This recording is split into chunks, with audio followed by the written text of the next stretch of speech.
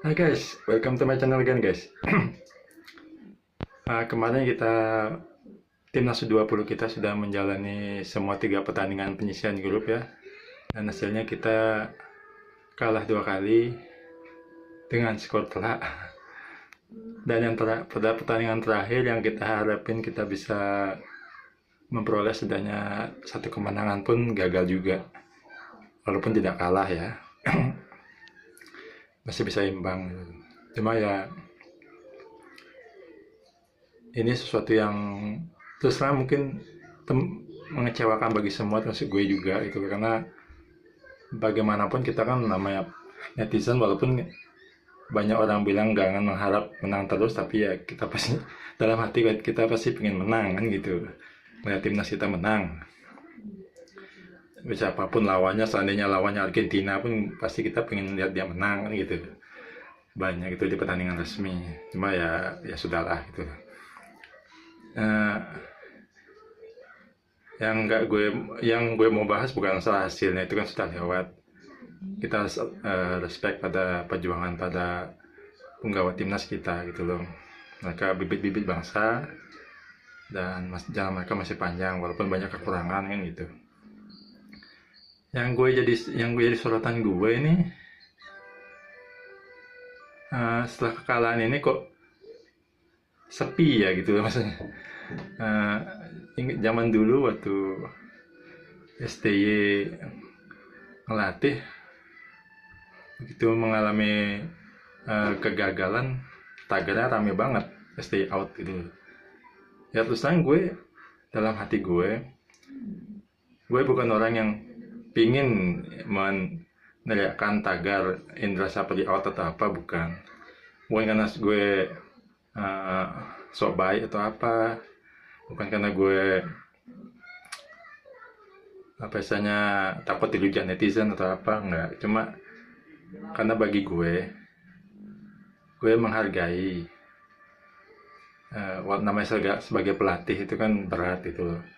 Ya logikanya gini aja lah, kita mau ngeritik ya kan, mau ngeritik hasil strateginya coach Indra ya. Nah emang kita bisa kan gitu. Kayak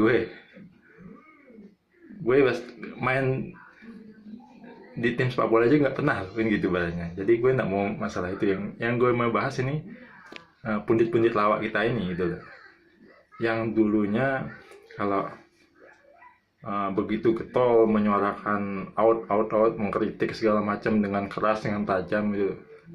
Tapi sekarang kok di saat hal yang sama terjadi, mereka seolah mencari jalan untuk membela gitu loh. Membela Indra Sapri, malah mengeles segala macam. Bahkan ada tuh si Anduk Kumal tuh pas di acara salah satu stasiun TV tahu lah kan, yang sering undang dia kan, itu aja ini tuh. Dan dia langsung ditanya apakah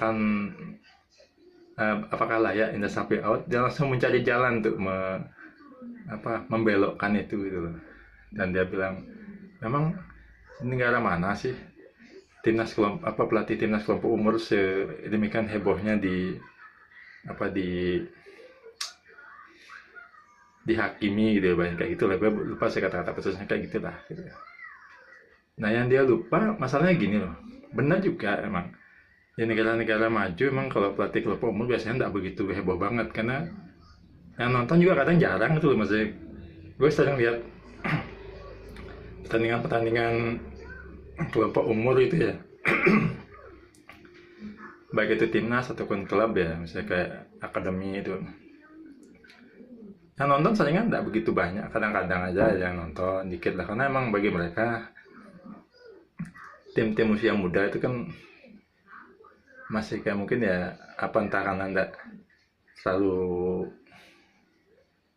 greget untuk ditonton, atau mereka emang lebih suka yang lebih menganggap pertandingan yang senior itu lebih bergengsi, yang tiga juga kan itu. Kalau di Indonesia kan beda, mau kelompok apapun penontonnya rame kan gitu, netizennya rame, penggemarnya rame. Jadi apapun yang terjadi dengan timnas, ataupun yang menyangkut ke pelatihan, pelatih timnas di kelompok usia berapapun pasti akan jadi sorotan itu. Menang akan jadi sorotan, kalah pun akan jadi sorotan. Dan dia emang benar kata si Handuk Kumal, di negara lain juga tidak begitu heboh. Tapi masalahnya gini, waktu kemarin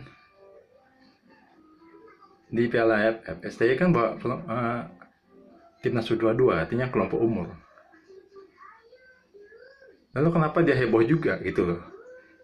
Kalau dia memang benar-benar fair, profesional sebagai politikus, dia seharusnya bisa ngeliat dong. Yang dibawa STY waktu AFF itu kan timnas U22, artinya timnas kelompok umur. Jadinya statusnya STY saat itu jadi pelatih kelompok umur, gitu. Ya kenapa dia ribut? Gitu. Secara lawannya walaupun di kawasan ASEAN waktu itu lawannya senior semua. Yang dilawan di timnas AFF senior, bahkan kayak Filipina hampir full naturalisasi kan gitu. Jadi kelihatan banget biasnya gitu, biasnya penilaian pundit-pundit lawak ini gitu, terhadap kinerja pelatih gitu. Sama kayak Coach Justin, si Koci bilang itu bukan salah pelatih, salah pemain kita kalah postur. Lah dulu waktu STY dia bilang salah STY yang ada taktik, kenapa memilih pemain seperti itu, kenapa permainannya kayak gitu, kalau tahu pemainnya gini soalnya taktiknya begini kan gitu. Pemain lokal kita tidak pandai passing soalnya jalannya dekat-dekat, yang disalahin pelatih. Tapi sekarang kok yang disalahin pemain, baru gagal seperti ini pelatihnya lain, yang disalahin pemain. Nah jadi ya biasanya kelihatan banget ya. Gue nggak mau menuduh apa udang dibalik rempeyek dibalik itu, apa hal apa yang dibalik itu, gue nggak mau ya, karena gue nggak mau dituduh memfitnah atau apa. Cuma ini secara kasat mata aja kelihatan gitu. Ketidakprofesionalan pundit-pundit kita, yang karena ngakunya kan pundit gitu, walaupun kayak si Handuk Kumal itu kan nggak jelas dari mana asalnya, maksudnya pelatih enggak, mantan pemain juga enggak gitu. Kalau Koci oke lah, dia mantan pelatih kan, mungkin masih ngerti masalah taktik kan, oke lah, gue nggak mau ini. Cuma sayang penilaiannya dia biasa aja, kelihatan biasa aja. Dulu gue senang nonton analisanya dia, tapi sekarang kayak dia mulai ketularan juga, itu aja. Jadi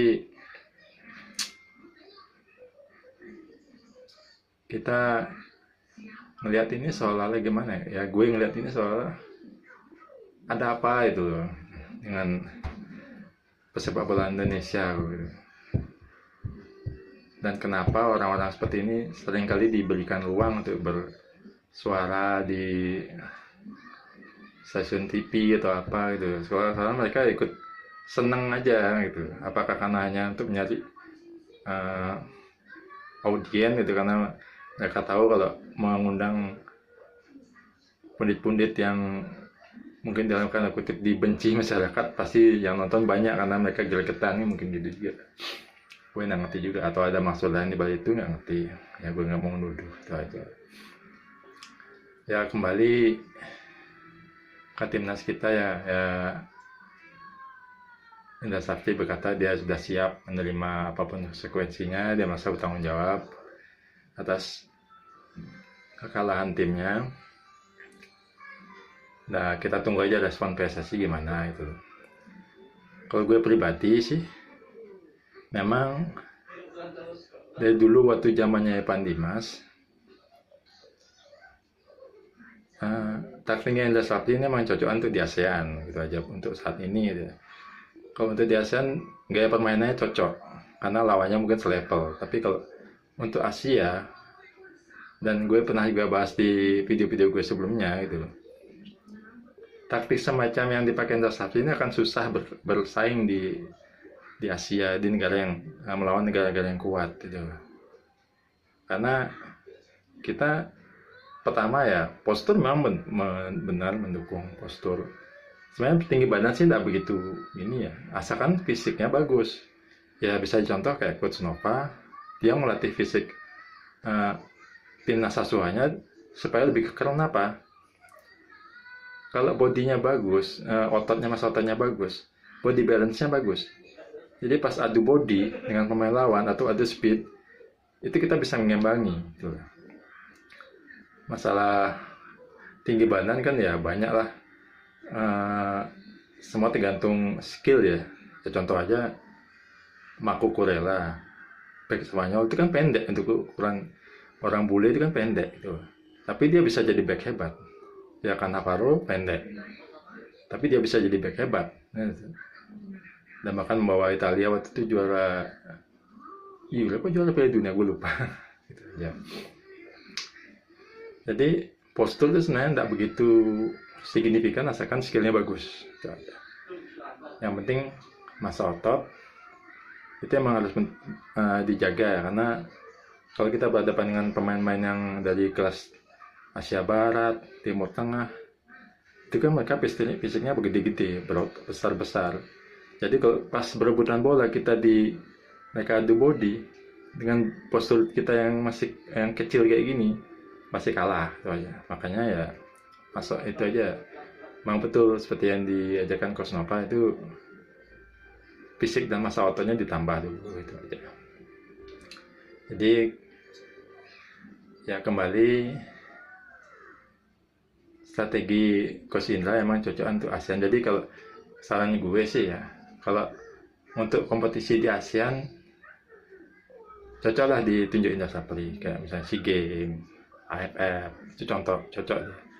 Karena rata-rata style permainan di ASEAN itu rata-rata mirip, mengandalkan kecepatan, kontrol bola kan ya hampir sama, kadang tidak begitu sehebat orang-orang Eropa gitu kan. Jadi masih masuk taktiknya, tapi kalau lawan-lawan negara-negara dari kawasan elit Asia itu susah, karena mereka sudah berkembang, mereka secara skill udah bagus, kompetisinya bagus, kontrol bolanya bagus, postur juga bagus. Jadi harus ada yang lain dalam hal ini gitu. Jadi ya saran gue ke PSSI ya, Coach Indra disiapkan untuk kompetisi ASEAN ya tuh Sani. Setidaknya sampai dia bisa menemukan taktik baru lah gitu, taktik baru yang lebih cocok gitu. Ya sekian aja video dari gue guys ya, kita berdoa saja, dan gue terusnya menanti otomatis menanti pertandingan timnas senior kita kan, dilatih pelatih baru kan. Yang gue nanti ini adalah timnas U17-nya Nova Rianto di kualifikasi Piala Asia, di penyisihan grup Piala Asia. Lawannya lumayan berat, ada Korea Selatan, ada apa lagi satu ya, ada Afghanistan, pokoknya lagi satu lupa gue. Semoga aja bisa memberikan hasil yang baik dan bisa lolos Piala Dunia. Oke, sekian dulu video dari gue guys. Mohon like dan subscribe-nya, mohon bantuannya tuh gue bisa membangun channel ini lebih baik lagi dan menampilkan video lebih baik lagi buat kalian. Oke, sampai jumpa, kasih.